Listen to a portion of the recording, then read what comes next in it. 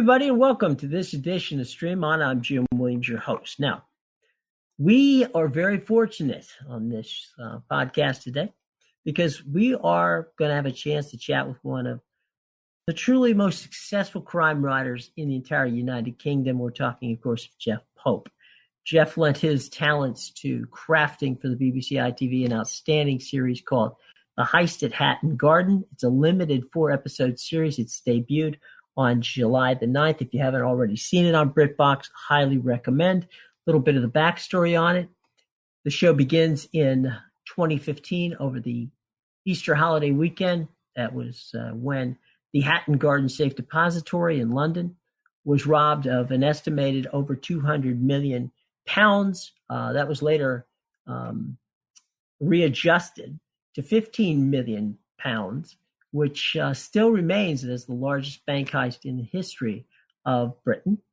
And as you might expect, the British authorities were keen on finding the criminals, and we won't be a spoiler on that, but we will say this, that Jeff Pope and his team did one heck of a job of crafting the heist at Hatton Garden.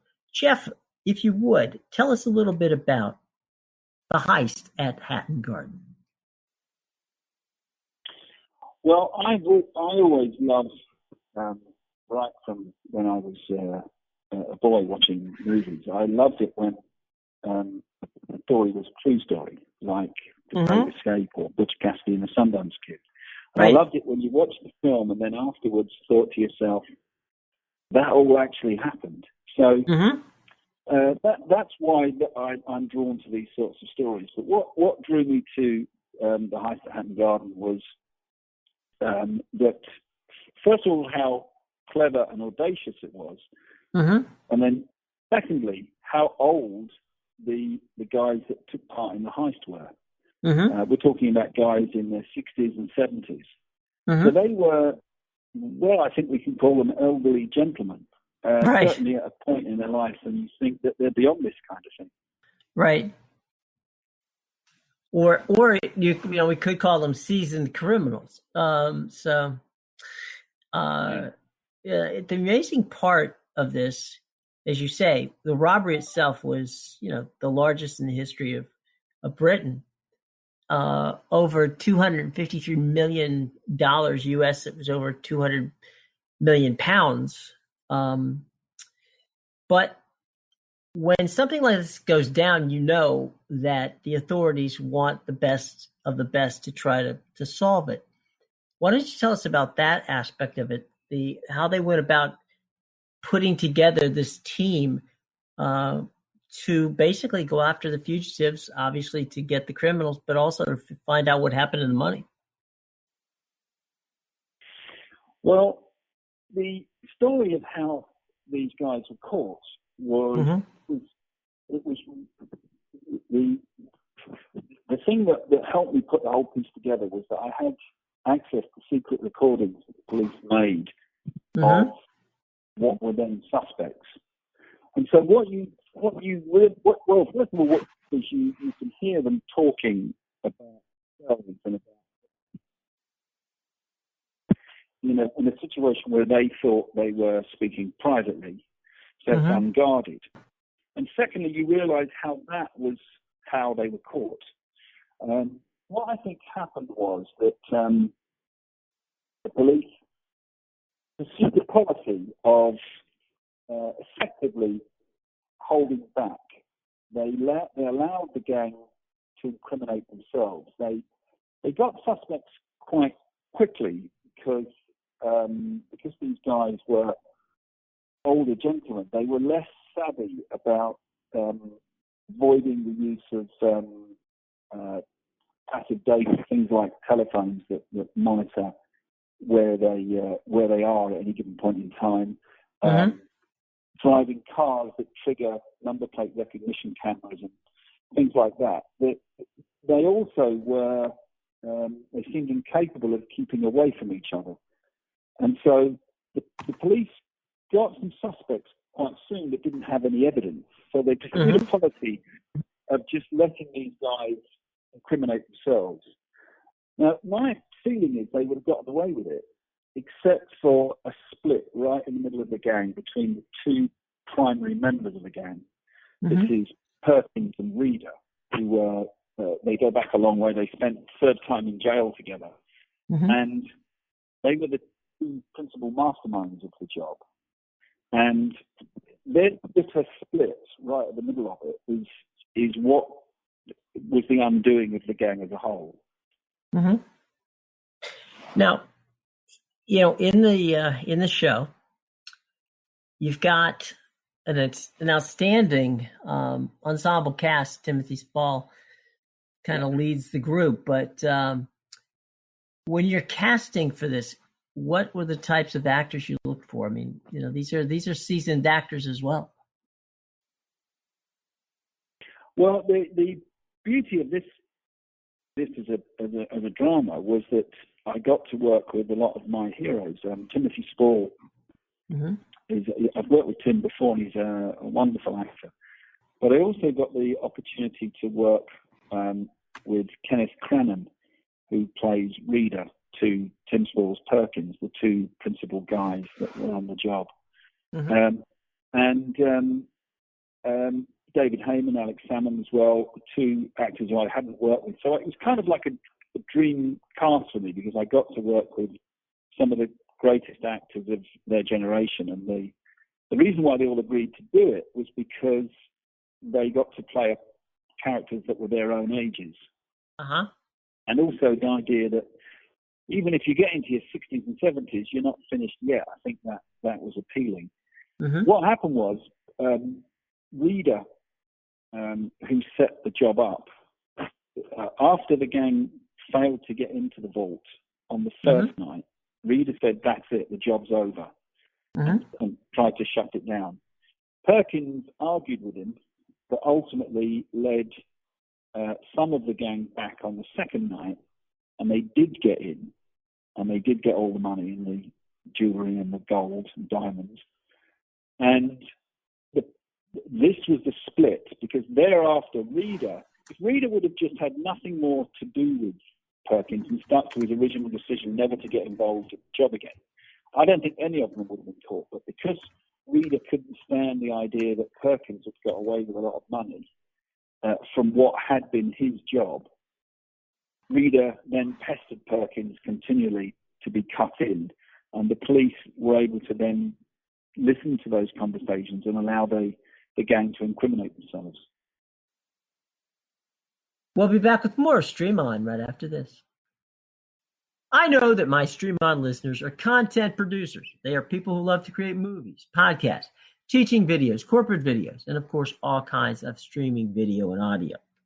Gang, let me tell you about my friends over at soundstripe.com. They are my go-to source for music, sound effects, and anything I need to create the best possible content. Now, take it from someone who's been in this business for over 35 years. I've won 7 Emmys as a producer, director, and writer. I know what I'm doing when you get yourself into creating quality content. The first question people ask me is, where do I get the music for my projects? Well, I tell you what I don't do. I don't go to my Spotify playlist or to the radio, because that is going to get you in trouble, folks. Using music from named artists without paying costly royalties is against the law and could cost you thousands of dollars in fines, all right? So stay away from that. That's a big mistake. Do what I do. Go get yourself a Soundstripe membership. Why? Because it unlocks an unlimited licenses for every single song in their carefully curated library of music. Each download that I make licenses the song in perpetuity, both to me, the filmmaker, as well as the artist, so we're both completely protected. Now, their STEM audio files are fantastic. Why? Because they give me, the filmmaker, total control. I can easily alter the music elements of the song to match my project. Now, new songs are added weekly, which gives me, the creator, and you, the creator, the ability to always find a continual flow of fresh music. Now, Soundstripe curates custom playlists for those of us who are members to make it simple for us to find the best possible songs to use for any of our projects. Now, as I said before, I'm an award-winning producer. I don't want cheesy music. And Soundstripe delivers big time. Why? Because they're based in the heart of Nashville, Tennessee. That's Music City, folks. They boast a powerful roster of talented and experienced studio musicians who produce quality music that will make you proud to use it in any film or any project that you have. Now, they have a standard and premium plans that fit every budget. But I got a discount for you. That's right. Pay attention. Got a discount for you. Here's what you got to do. To enjoy 10% off any Soundstripe plan, visit soundstripe.com/streamon and enter the promo code STREAMON. All right. So you get 10% off. Again, let me tell you how to do it. Go to soundstripe.com. That's soundstripe.com/streamon. Enter the promo code STREAMON at checkout for 10% off of any of the Soundstripe plans. Folks, that is a heck of a deal, all right? So let me give it to you one last time, and all the information is going to be in the show box below. But to get that 10% off of Soundstripe plans, any one of them, visit soundstripe.com/streamon. Enter the promo code STREAMON. That's soundstripe.com/streamon. That's soundstripe.com/streamon. Enter the coupon code STREAMON at checkout. Get 10% off any of the wonderful Soundstripe plans. Do it today. You'll be glad you did, and start creating the best possible content you can using soundstripe.com. Stream On continues. So in essence, they let themselves, they let, as the old saying goes, gave them enough rope to hang themselves. That's it. I mean, it was a very skillful surveillance job. I mean, they had to tail them 24/7. They had special mini cameras installed in street lights outside their houses. They managed to get listening devices put into their cars. They went into pubs, bars with bags which had specially spy cameras set up in them so that they could record meetings and conversations. And sometimes they only got fragments of information, but gradually they put all the pieces together. Right. What we do with the viewers, we cut between what the police are doing and what the gang are doing, and there's this feeling all along that if they would stop arguing, if they would stop keep meeting up and having rows and discussions, that they would have got away with it, but they don't. They can't leave it. Once money's involved, no one can walk away. Let me ask you this question, Jeff, and that is, sometimes when you watch these true crime dramas, especially ones as meaty as the one that you have right here, I don't know about you, but for me, sometimes I tend to root for the people who pulled the job off getting away. It's like, okay, they did it. It was cool. Good on them. Let's see if they can make it. Do you find yourself, as you look at this, seeing this and going, if only you would not have been so stupid, you could have pulled this off? I go so far with you in the sense that I can admire the skill with which they pulled the job off. I mean, to get in, to neutralize the alarms, drill through that reinforced concrete wall, to work out how to, when to strike and how to avoid all the alarms and stuff, was clever. But the piece is very careful to show that there were victims. There's a character who is a jeweler who loses everything in the robbery. Okay. And I think that is important to show that this was not a victimless crime, that people did lose their livelihood as a result of what these guys did. Okay. Well, I don't advocate criminal behavior. It's just No, for the I know, record. yeah. But you're right. You know, every act like this has consequences, and I think that's a very good point to make, and it's something I think it's a very exciting premise, and I can't wait to see it. Now, let me ask you from a creator standpoint. One of the great things about Britbox and some of the other streaming services, but specifically we'll talk about Britbox here, because they have the relationship with BBC and ITV.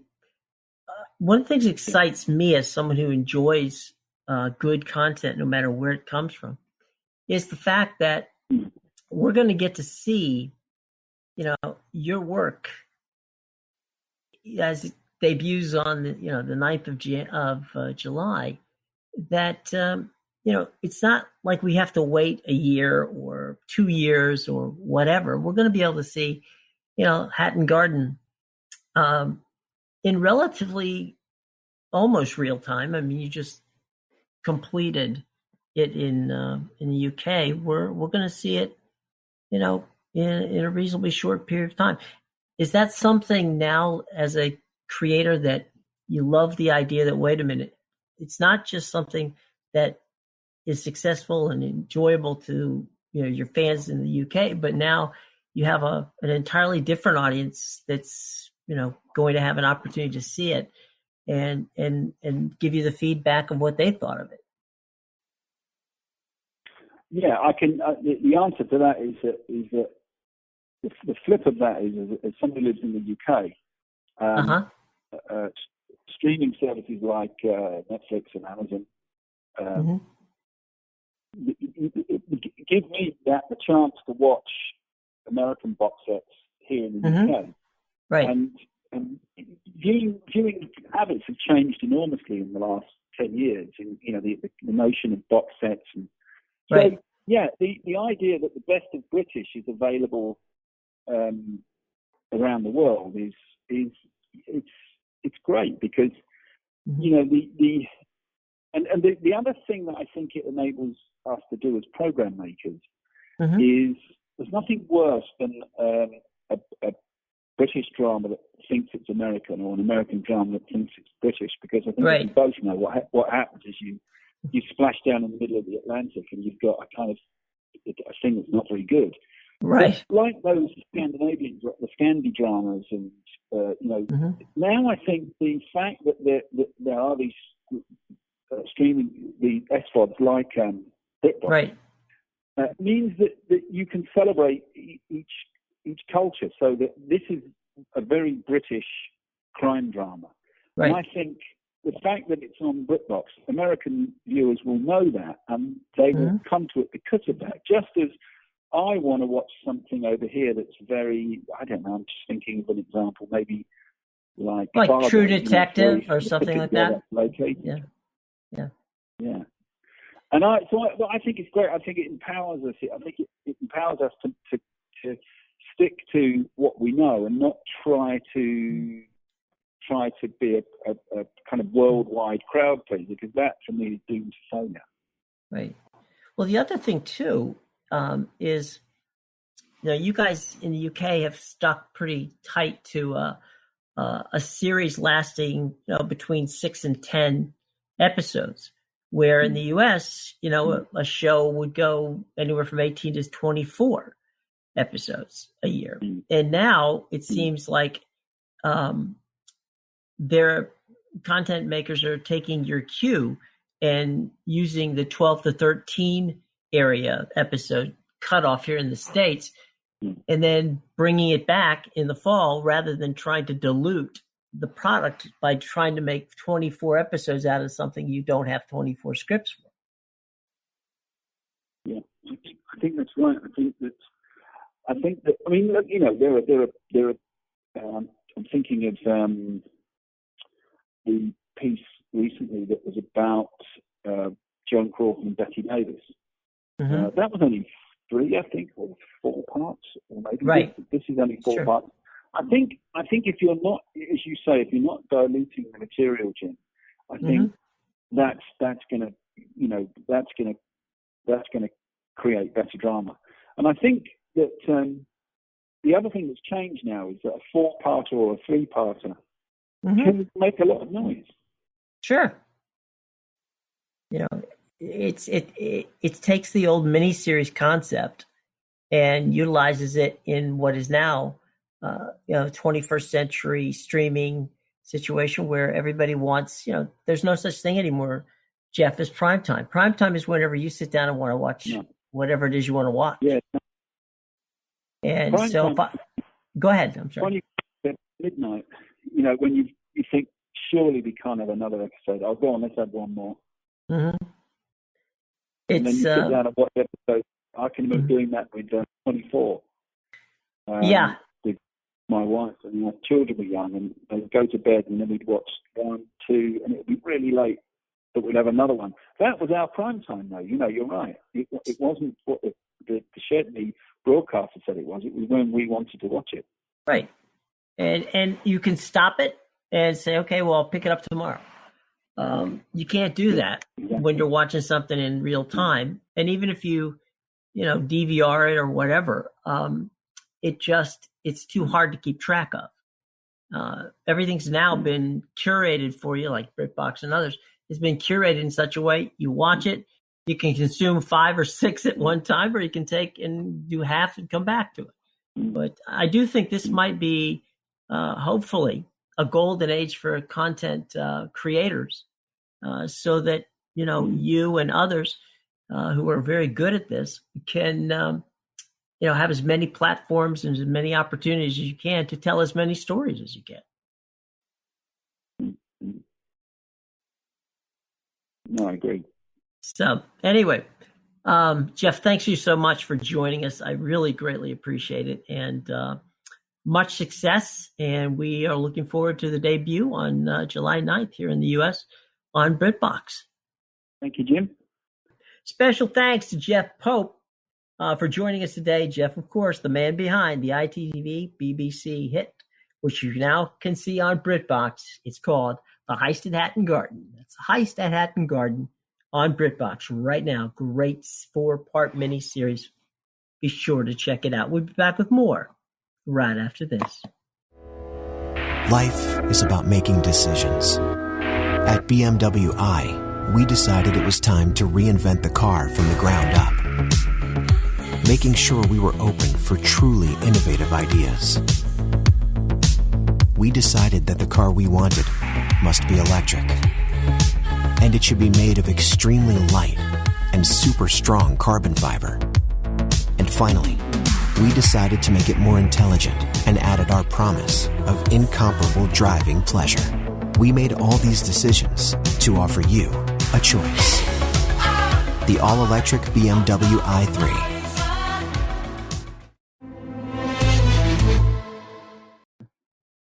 Welcome back, everybody. Now, if you've not become one of the over 50,000 people who have subscribed to the podcast, first of all, shame on you. Second of all, we certainly make it easy to do.